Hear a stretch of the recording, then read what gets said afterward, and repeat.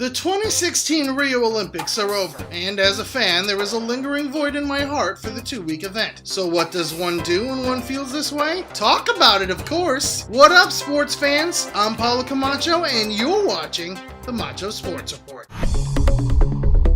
7-1. Take a second to think about that dagger in the backs of the Brazil men's national team. The sting of that score, suffered at the semifinals of a World Cup played in their backyard, must have still lingered. After all, it's been a running joke in international sports ever since that fateful day, where the proud Brazilians suffered their worst ever defeat, while their best young player, Neymar Jr., sat out with a broken vertebra in his back. And here they were, at the only major tournament they've never won, facing the very same team that obliterated them 2 years ago. It wouldn't be out of this realm to expect another defeat to Shaft, maybe even a similar lopsided score. After all, in the time since 7-1, Germany has become the gold standard in world football. Germany was aiming to join their women's team atop the Olympic podium, but this was a different Brazilian team, and this was a different Neymar. The latter made that perfectly clear on a free kick in the 27th minute, with the score still tied at 0. It bent into the top of Germany's crossbar and went in to give Brazil their first lead. Germany's Max Meyer would tie the game in the 59th minute, a score which would stay past overtime play, after a back-and-forth penalty kick session in which no one missed. Brazilian goalkeeper Weverton guessed correctly on a Niels Petersen shot to his left, setting up the fifth and final shooter, none other than their captain,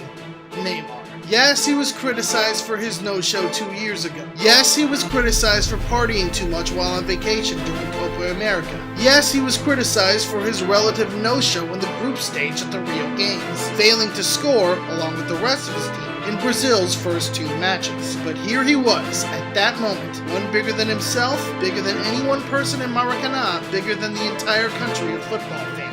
Neymar needed one goal, one to ease the pain of 7-1, one to give Brazil their first Olympic title in world football. And after a brief stutter step, he did just that. The moments after his historic goal would bring the most stone-faced soccer fan to tears. Neymar cried tears of joy, and the sporting world cried with him. It was the perennial achievement of Brazil's Olympic Games, and it was a sports moment you couldn't possibly make up. Now I leave it to you. What did you think about Brazilian football's run at the gold medal? Leave your responses in the comment section below. I'm Paulo Camacho, and you've been watching the Macho Sports Report. Peace out, sports fans!